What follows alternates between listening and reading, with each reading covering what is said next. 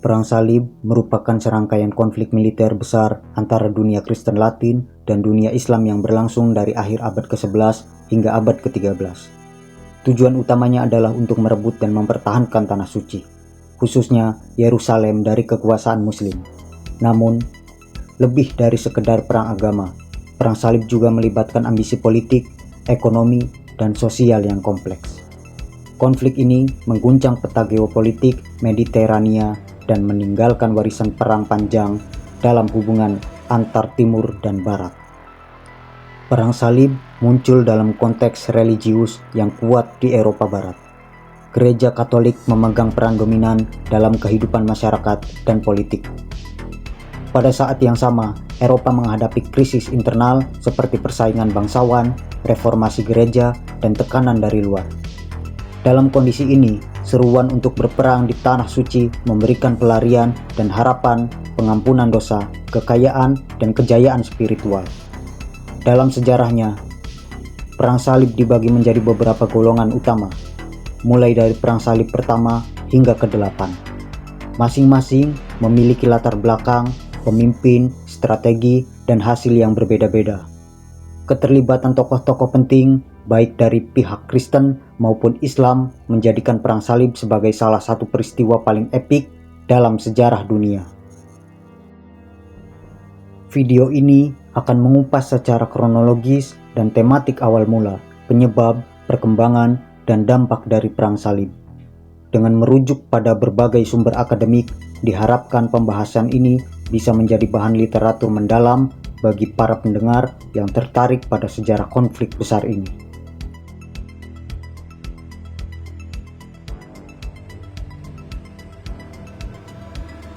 Pada abad ke-11, Eropa Barat sedang mengalami transformasi besar, populasi meningkat, lahan pertanian meluas, dan kota-kota berkembang. Dalam bidang spiritual, reformasi gereja tengah mengguncang struktur kekuasaan gerejawi, khususnya antara paus dan penguasa sekuler, di bawah kepemimpinan Paus Gregorius VII dan penerusnya. Gereja mencoba mengkokohkan supremasi atas para raja dan kaisar. Dalam situasi ini, seruan Perang Salib menjadi alat konsolidasi kekuasaan gereja.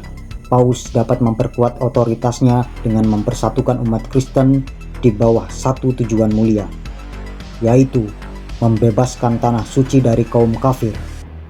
Para bangsawan yang terlibat juga perang ini sebagai kesempatan untuk memperluas wilayah dan mendapatkan harta rampasan. Budaya kesatria dan semangat keagamaan juga turut mendorong partisipasi luas.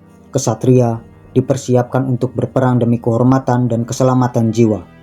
Janji pengampunan dosa dan kemuliaan di mata Tuhan menjadi motivasi yang kuat. Gereja memberikan legitimasi penuh terhadap perang ini sebagai bentuk perebutan kembali warisan Kristen dari tangan Muslim.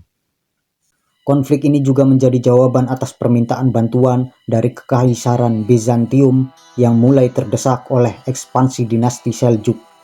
Dengan demikian, Perang Salib tidak hanya menjadi misi keagamaan, tetapi juga agenda geopolitik untuk memperkuat kedudukan gereja dan kekuasaan Barat di Timur.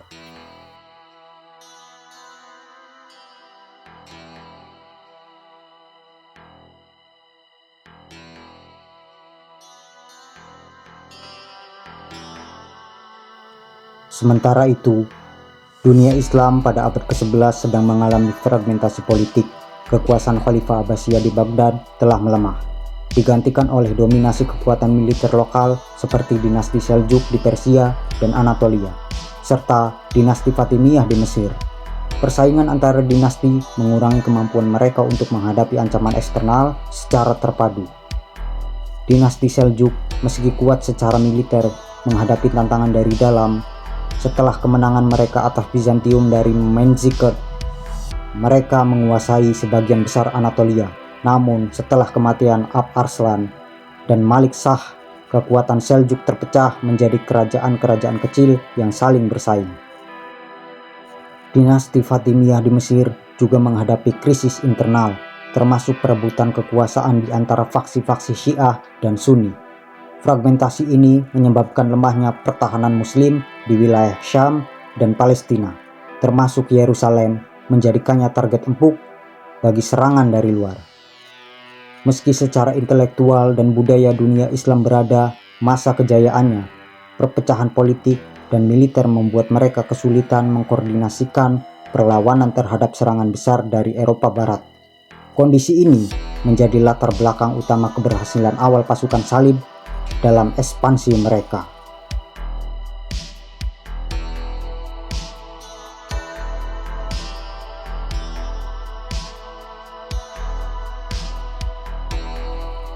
Peristiwa kunci yang memicu perang salib adalah pidato Paus Urbanus II pada Konsili Clermont, Prancis pada tanggal 27 November 1095.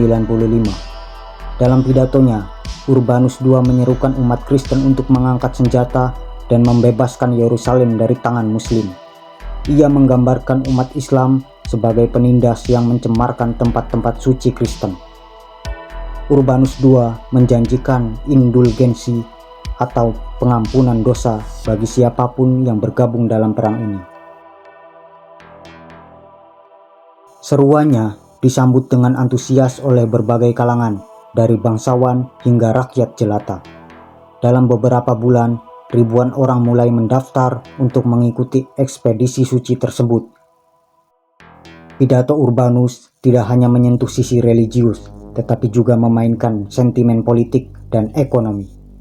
Para petani miskin melihat ini sebagai kesempatan untuk kehidupan yang lebih baik, sementara bangsawan melihat peluang untuk memperoleh tanah dan kekuasaan di timur. Konsili Clermont menjadi titik awal resmi dari Perang Salib pertama. Seruan ini menyebar dengan cepat di seluruh Eropa, dibantu oleh para pengkhotbah yang berkeliaran dari kota ke kota, termasuk tokoh karismatik seperti Peter si Pertapa. Gelombang besar umat Kristen bersiap melakukan perjalanan panjang ke Tanah Suci. Perang Salib pertama dimulai secara resmi pada tahun 1096, meskipun sebelumnya telah terjadi gelombang pasukan rakyat yang dikenal sebagai Perang Salib Rakyat, dipimpin oleh tokoh seperti Peter si Pertapa dan Walter tanpa harta. Kelompok ini terdiri dari petani, orang miskin, dan sejumlah kecil kesatria.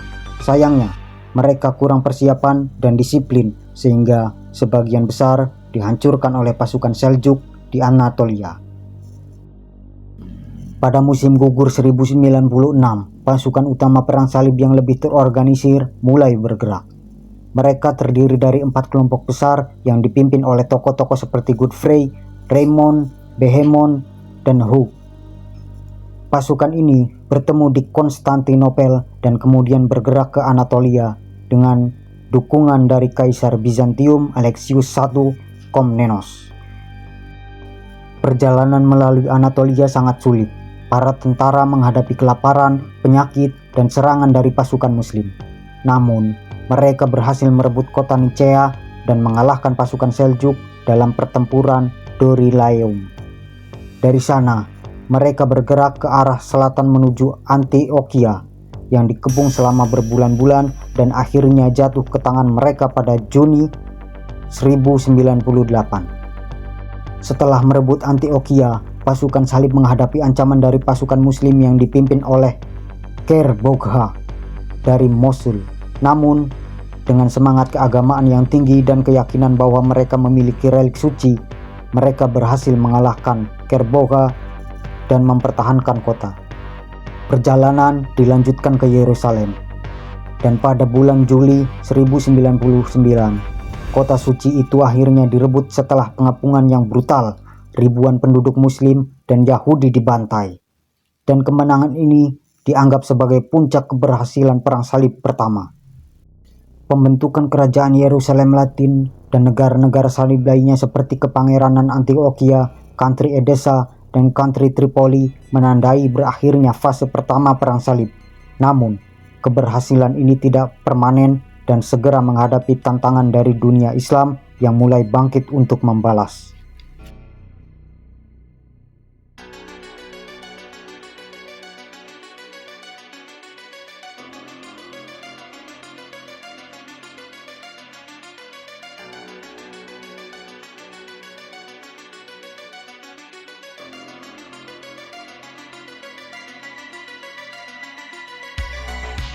Perang Salib kedua dilatar belakangi oleh jatuhnya Konti Edessa ke tangan Zeng, penguasa Muslim dari Aleppo dan Mosul. Pada tahun 1144, Edessa adalah negara salib pertama yang didirikan dan kekalahannya mengejutkan dunia Kristen. Kejatuhannya ini menandai kebangkitan perlawanan Muslim yang lebih terorganisir terhadap dominasi Kristen di Timur Tengah. Paus Eugenius III mengeluarkan bula kepausan Quantum Praedecessores yang menyerukan perang salib baru. Seruan ini didukung oleh Bernard, seorang biarawan Cistercian yang sangat dihormati. Bernard mengorbankan semangat perang suci melalui khotbah-khotbahnya di Prancis dan Jerman, yang menghasilkan partisipasi dua penguasa besar, yaitu Raja Louis VII dari Prancis dan Kaisar Konrad III dari Kekaisaran Romawi Suci. Sayangnya, kampanye ini diwarnai oleh kurangnya koordinasi dan kesalahan strategi. Pasukan Konrad menderita kekalahan besar di Anatolia karena serangan Seljuk dan kekurangan logistik. Pasukan Louis VII pun menghadapi nasib serupa. Meskipun mereka berhasil mencapai Antioquia dan kemudian Yerusalem, usaha untuk merebut kembali Edessa gagal total. Dan satu-satunya kampanye besar yang dilakukan oleh serangan terhadap kota Damaskus, yang juga berakhir dengan kegagalan. Kegagalan Perang Salib kedua mengguncang kredibilitas militer Kristen yang menunjukkan meningkatnya kemampuan dunia Islam untuk bertahan dan menyerang balik.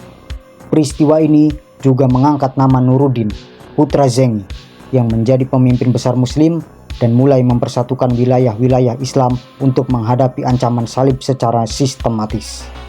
Nuruddin Mahmud memerintah dengan visi jihad melawan pasukan salib. Ia berusaha mempersatukan Syam dan Mesir sebagai basis untuk memukul mundur kekuatan Kristen. Setelah menaklukkan Damaskus pada tahun 1154, Nuruddin mengarahkan perhatiannya ke Mesir yang saat itu dikuasai oleh dinasti Fatimiyah. Ia mengirimkan komandan militernya Shirkuh yang bersama keponakannya Salahuddin Al-Ayyubi akhirnya berhasil menguasai Kairo. Setelah kematian Shirkuh pada 1169, Salahuddin diangkat sebagai wazir oleh Khalifah Fatimiyah. Dengan cerdas, ia mengonsolidasikan kekuasaan yang secara bertahap menggantikan kekuasaan Fatimiyah dengan kesetiaannya pada Khalifah Sunni Abbasiyah.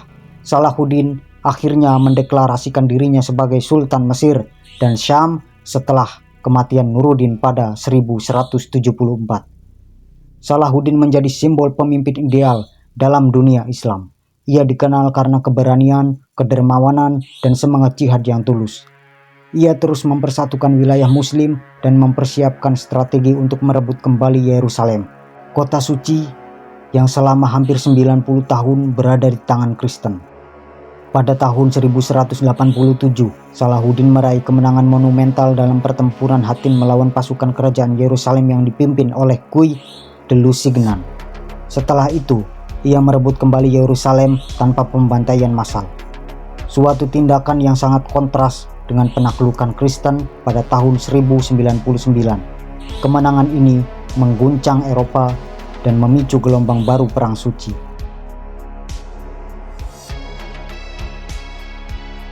Perang Salib ketiga dikenal juga sebagai Perang Raja-Raja karena dipimpin oleh tiga penguasa besar Eropa, yaitu Richard I dari Inggris, Philip II dari Prancis, dan Frederick Barbarossa dari Jerman. Tujuannya adalah merebut kembali Yerusalem dari tangan Salahuddin. Frederick Barbarossa meninggal dalam perjalanan akibat tenggelam saat menyeberangi sungai di Anatolia, dan sebagian besar pasukannya bubar. Philip II dan Richard I berhasil mencapai Tanah Suci, tetapi hubungan keduanya tidak harmonis. Setelah pengepungan panjang, mereka berhasil merebut kota Akko pada tahun 1191. Richard menjadi tokoh utama dalam kampanye ini. Ia memenangkan beberapa pertempuran besar seperti Arsuf melawan pasukan Salahuddin, namun ia gagal merebut kembali Yerusalem.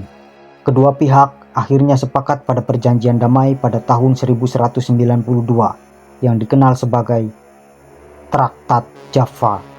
Yerusalem tetap berada di tangan Muslim, tetapi peziarah Kristen diberi hak akses ke kota suci itu.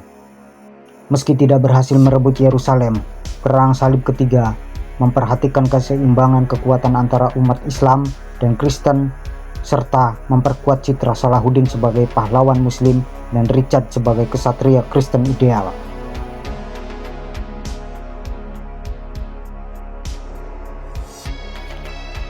Perang Salib keempat berubah haluan secara drastis dari tujuan awalnya.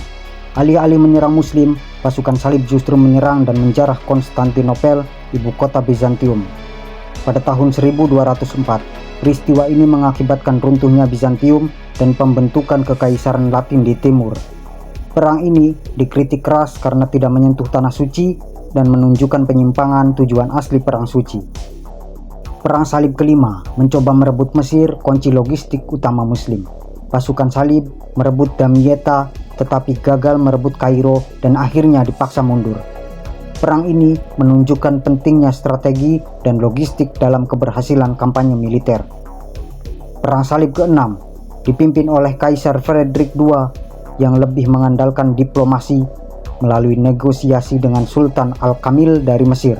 Frederick berhasil memperoleh Yerusalem secara damai.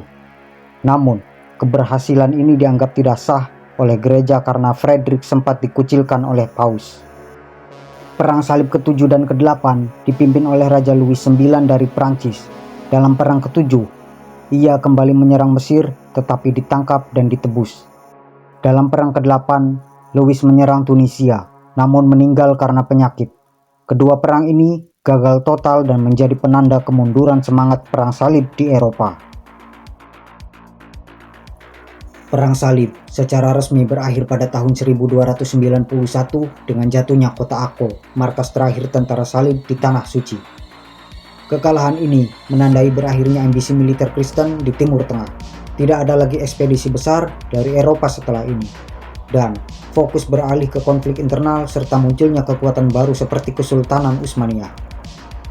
Meskipun gagal secara militer dalam jangka panjang, Perang Salib membawa dampak besar dalam sejarah. Mereka membuka jalur perdagangan antara timur dan barat, memperkenalkan ilmu pengetahuan Islam ke Eropa, dan mempercepat akhir dan sistem feodalisme.